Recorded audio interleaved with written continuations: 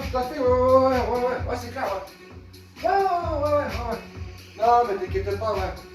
Ouais, maintenant, je suis à la maison. Oh putain, excusez-moi, je dois déjà faire des gnocchis. Ouais, excusez-moi. Désolé les gars, c'est un collègue à moi, il est pas bien, il a du poids sur le cœur, il faut qu'il me parle. Mais on se rappelle après, hein? Allez, je te laisse, à tout à l'heure.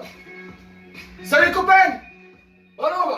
Alors, putain, ça fait longtemps qu'on s'est pas vu. Alors aujourd'hui, j'en ai une bonne pour vous. On va partir sur des gnocchis. Gnocchis mayoun! Des gnocchis mayoun! Et faites avec les champignons séchés de la forêt de... Merde, putain, chaque fois je me trompe. La forêt cansoise! C'est-à-dire qu'on va faire quoi? Des gnocchis à base de cèpes séchées et de chanterelles. Vous voyez la chanterelle et les cèpes séchées? Oh, ben le chanterelle! Oh, beau cèpes séchés! Donc vous faites quoi? Des gnocchis. Qu'est-ce qu'il faut pour les gnocchis? Parce qu'on va faire des gnocchis con patata, avec de la patatina. Des vrais gnocchis. Donc des gnocchis, chanterelles, cèpes séchées. Alors, qu'est-ce qu'il vous faut? Tout d'abord, pour commencer, soyons objectifs et soyons un petit peu sérieux. Tais-toi tout jamais. Alors, on va partir sur 1,5 kg de pommes de terre. Remets 1,5 kg de pommes de terre qu'on a pris cuit au préalable.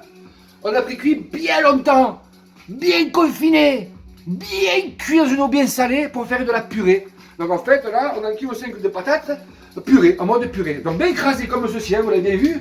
Alors vous prenez de la gâte, ou alors la mieux c'est la binge, parce que la binge elle est bien aussi, elle est très bien. Mais la gâte c'est super. Donc vous faites 1,5 kg de pommes de terre bien cuites en mode purée. Alors quand on est en mode purée, c'est en mode purée, d'accord? Ça tombe pas.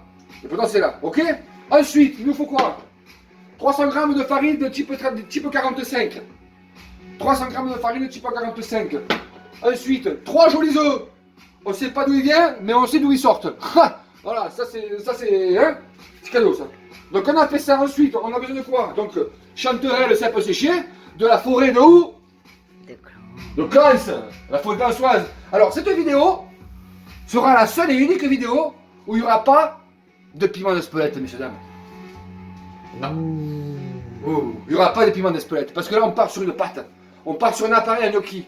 Et là je veux pas non plus, hein, voilà, je veux pas non plus faire n'importe quoi et à chaque fois mettre en avant le piment d'Espelette. Clin d'œil pour monsieur Olivier Penet. Et monsieur Olivier Penet, il me reste encore du piment d'Espelette. Mais j'apprécie ce petit geste que tu vas montrer avec ton petit pot de piment d'Espelette. Bon, revenons à ce mouton. Alors, donc on a dit 1,5 kg de patates bien cuites presque en purée. 350 g, non, je dis ouais, 350 g de farine. 3 jolis œufs et des chanterelles séchées et des cèpes séchées. Alors qu'est-ce qu'on fait? On met dans le mixeur. En fait, c'est un robot coupe. On installe la lame. On met à peu près, par gourmandise, une pincée. Chanterelles et cèpes, hein, vous avez les cèpes et les chanterelles là. Une deuxième pincée. Voilà. Apparemment, c'est pas plus, point trop d'infos. Donc quand vous avez fait cela, on prend la machine. Donc, vous prenez, hop, la machine, tac, vous prenez, et là, vous mixez. Et vous mixez.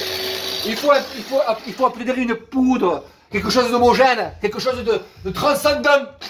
Voilà. Et là, on mixe. Et en même temps, et on mixe. Voilà. Tout le monde lève les bras. Allez, wouh! Encore une fois. Wouh! Stop!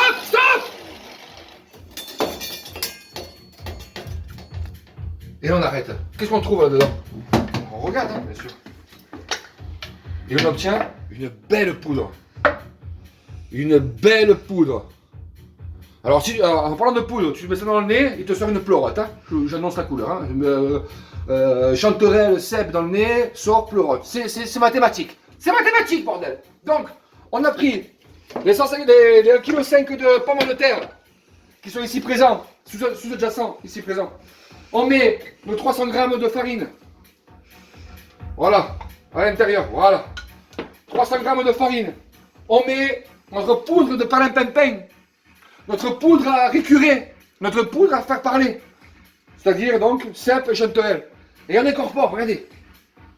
On incorpore, voilà. Ensuite, on prend un peu de sel.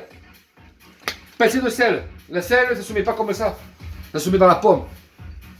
Oh, douce pomme, merde. Je prends le gros côté, c'est plus rapide. Voilà. De là, qu'est-ce qu'on fait? On prend. Voilà.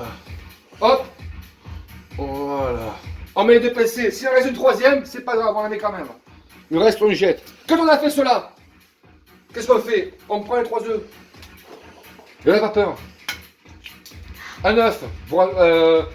En même temps, vous voyez bien que je vais faire une main. Ça, c'est. Il n'y a que les vrais qui peuvent faire ça. Que les vrais. Ok, troisième. Hop. Et hop. D'accord? Comme les vrais. On a fait ça. Quand on a fait cette mixture, on se prend les mains, désinfecté avec le gel hydroalcoolique, non, mousson hydroalcoolique de chirurgien, de marque Ecolab, qui est nickel contre les germes et contre le coronavirus. Quand on a fait cela, qu'on a les mains propres, qu'est-ce qu'on fait? On met et on va le turbin. Et on y va, on emplâtre, on met les mains dedans, on n'a pas peur. Et on va pétrir pendant à peu près une trentaine de bonnes minutes. Et on pétrit, vous savez, quand on pétrit, c'est pas genre, oh, t'as vu, je pétris. Non, si on y va à bras le corps, on y va à bras le corps, on y va et on pétrit. Et on va pétrir, d'accord? Donc voilà, quand l'appareil est ici, tout est là, tout est présent, on va pétrir afin d'avoir une pâte homogène. Homogène, j'ai pas dit homogène pour les jeunes qui sont gays, hein. Parce qu'après on va dire, oui, tu comprends, homogène. Voilà. On revient après, on pétrit et après on refait la suite.